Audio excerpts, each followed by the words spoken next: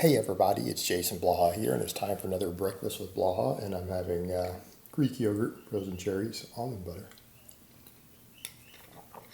All right, let's talk about tens. Some people have their favorite rep ranges they're known for, and like Mark Ripto at Starting Strength about doing your fives. And you guys know that I prescribe a lot of fives for novice lifters on free cookie cutter programs. But for me personally, what I do and what I prescribe to my lifters, and again, keeping in mind, our primary focus is strength. I am a strength coach.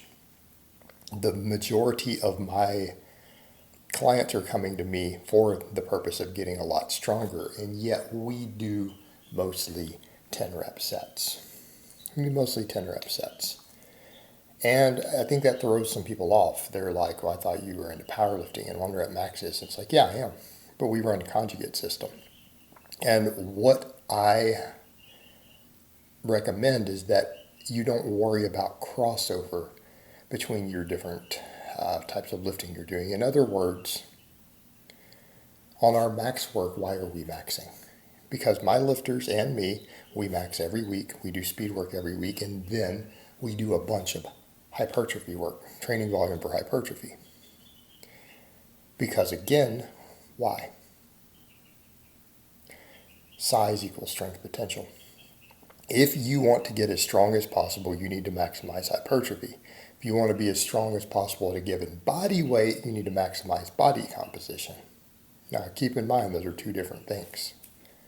Right? They're two different things. In other words, if you want to be pound for pound strong, you need the lowest body fat possible, and you probably need to be in a weight class scaled appropriate to your height.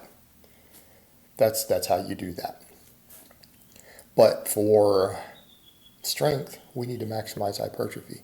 And we'll look at different studies, and I used to do this. Before I was really coaching and pushing conjugate, I would tell people, look, we can do lots of triples, we can do lots of fives. They show similar levels of muscle mass in the studies, right? When it's been looked at, what happens?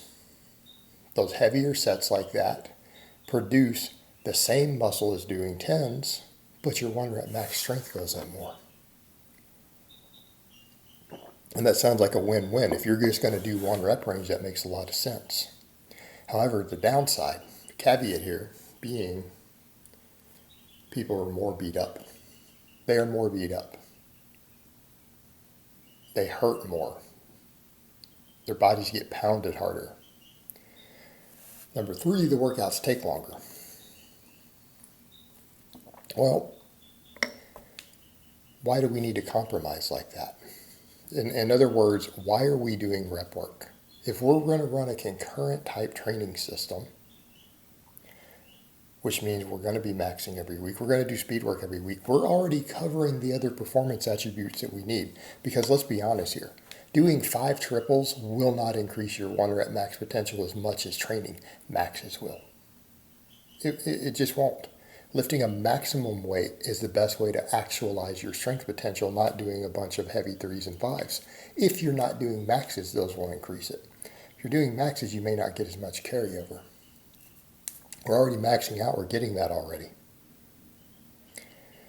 We could talk about, well, doing high sets of triples gives you more practice setting up and getting into position. And okay, but we do speed work.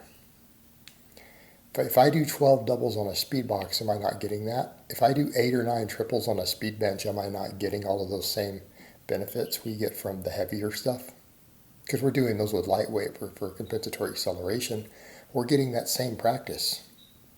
Because that's, again, a point made in it, and me having been one of those people in the past, when I knew less than I know now, I used to promote that. I would do accumulation work of starting with heavy triples and do 5 sets and work up to 7 and maybe work up to 10 sets over a phase of time and then add weight and restart it. Right? And we would get a lot of practice, especially on those big movements. It would carry over to our maxes. But if we're doing speed work, we're already getting that. So here's what it comes down to. Why are we doing all of our accessory work, which is going to be 70% of our gym time? Why are we doing it? For the purpose of maximizing hypertrophy. Well, you go back and look at those studies comparing, say, the 3s versus the 10s. the hypertrophy for 3 sets of 10 was the same as the hypertrophy for 7 triples. It takes half the time to do it. It takes half the time to do it. Right, number one. Number two, people were less beat up. So let's come over to the volume end. You're going to go through all that and do a bunch of heavy 3s and 5s, a 7x3, a 5x5, right? Trying to get similar hypertrophy to 3x10. You're only going to be able to do one exercise. You're going to do one exercise, right? It's just going to happen. And you're going to be beat up. Using 3x10 in the same amount of time, you can do 2 different exercises. We get less beat up. We get more total hypertrophic stimulus. We get more hypertrophy, more gains. It makes sense. It doesn't beat us up the same. Okay, it doesn't beat us up the same. Number two, it improves your work capacity and conditioning a little bit better. We want to be in shape. 10s help do that. And I'm not telling people to take shorter breaks on the 10s to do that, but I'm saying doing 10 reps per leg on Bulgarian split squats. You don't think that's going to help get you into shape? Of course it will. Now, we can come over to the whole point of the different types of hypertrophy. But again, this is unproven. This is a hypothesis with some data supporting it. It's controversial, the idea that myofibrillar versus sarcoplasmic hypertrophy.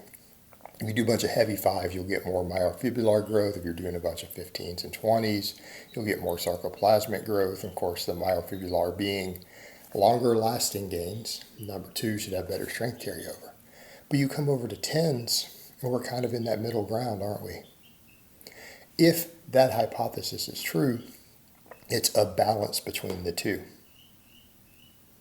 right? Of still giving you a little bit of extra of some of the possible sarcoplasmic, a little better transient storage factors, the muscles will be a little fuller, while still being heavy enough with enough tension that you're going to get that myofibrillar growth also.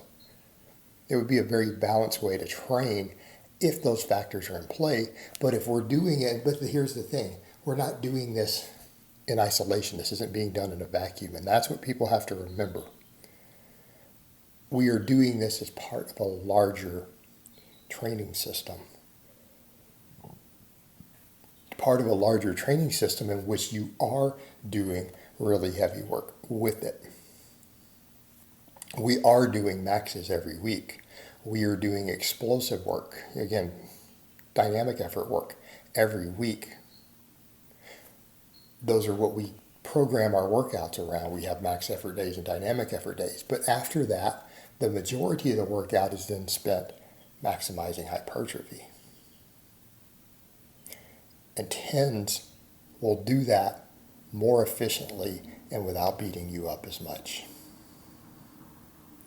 All right, guys, well, that's really all I have to say on that today. I hope it's been informative, and I will talk to you guys next time.